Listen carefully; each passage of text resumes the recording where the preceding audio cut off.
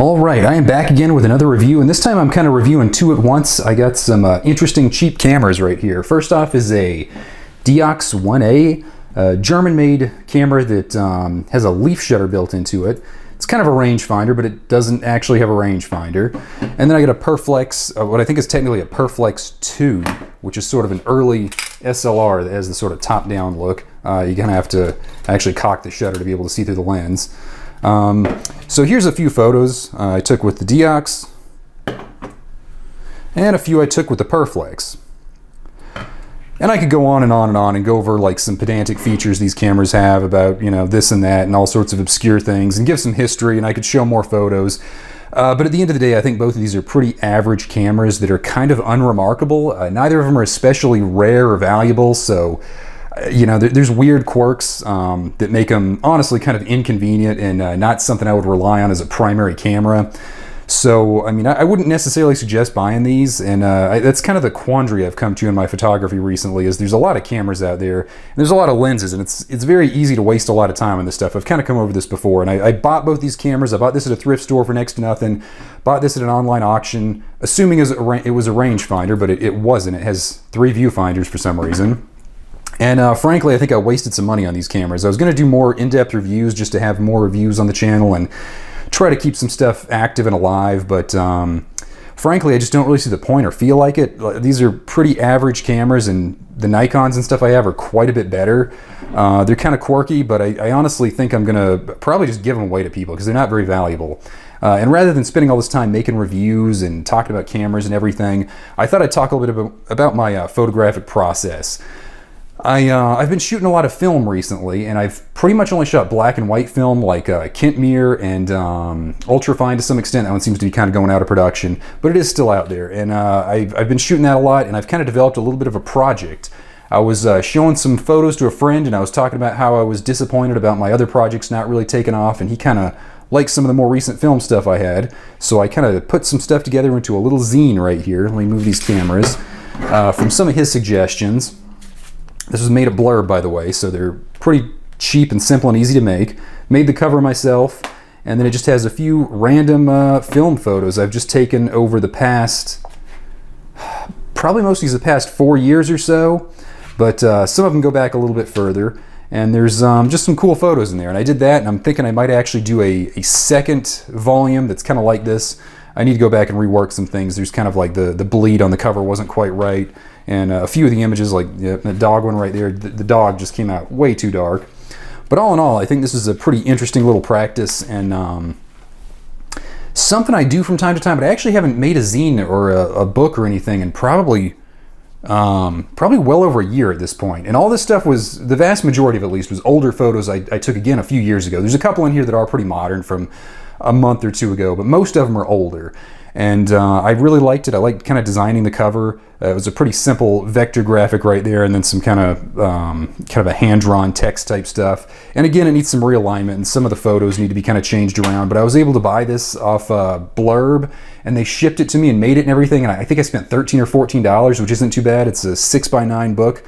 And I just really enjoyed that, and I feel like I probably got a lot more out of making this book and going through old photos than I would from buying a new camera or doing some sort of review or something. You know, there's tons of cameras out there, and while they can be interesting and fun, I think it is very easy to get caught up in them and you know, obsess over the actual object and not the work that can be done with it, or the end product of photos or some sort of zine or some sort of exhibit somewhere.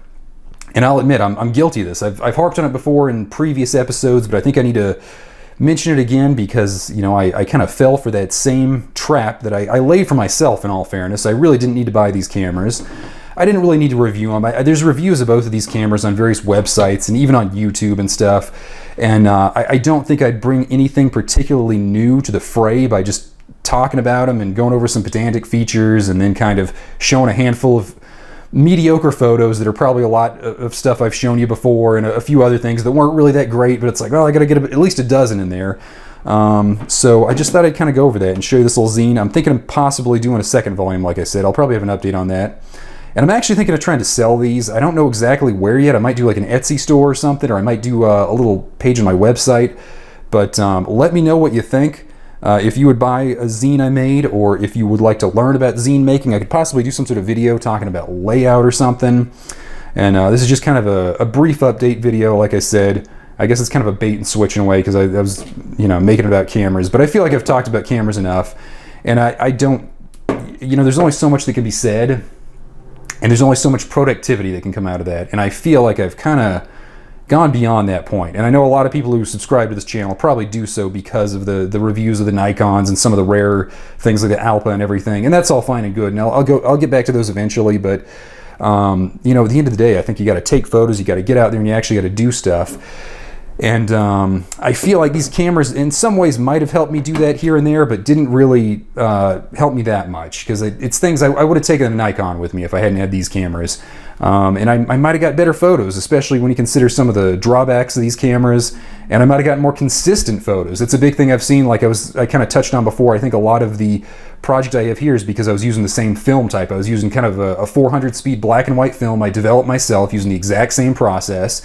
So the photos had a lot of consistency, and I think that's one thing a lot of people need to work on, is just having kind of a style and some sort of consistency and knowing what they're doing and being good at it and doing it with intent. And I think I kind of got here a little bit with this zine, or it kind of showed that I can get there. That might be a better way to frame it. Whereas, I could do more photo reviews like I've done in the past, or camera reviews. But I don't know how much value there is to that. If you really want to see reviews of these cameras, let me know, leave a comment. I might do something more in depth. But, rather than watching YouTube videos and talking about cameras all day long, I would suggest going through, look at some of your old work and see if you have something there. See if there's images you looked over. I feel like I overlooked a lot of the images in the zine right here, and try to put something together. Try to get some sort of short series, start working on a zine. Maybe just post them on a Facebook group or something if you haven't done that before. Post them on Instagram. Do something a little bit different and kind of get out of your comfort zone. That's one thing I would suggest if you want to be a good photographer, as someone who actually gets out there and makes work and gets some recognition for it, and kind of brings something new to the wide world of photography, which often seems very, in this day and age, kind of generic and I guess gentrified almost. You see a lot of the same things over and over again, and I kind of wanted to break from that. And that's kind of what I'm doing with this video. I'm not doing another review talking about how you should make a book or review your photos. Do something. I don't really care. Let me know what you think. I'd be very interested to know if anybody else out there makes any of these zines or anything. I've run into a couple of people who make them, but not many.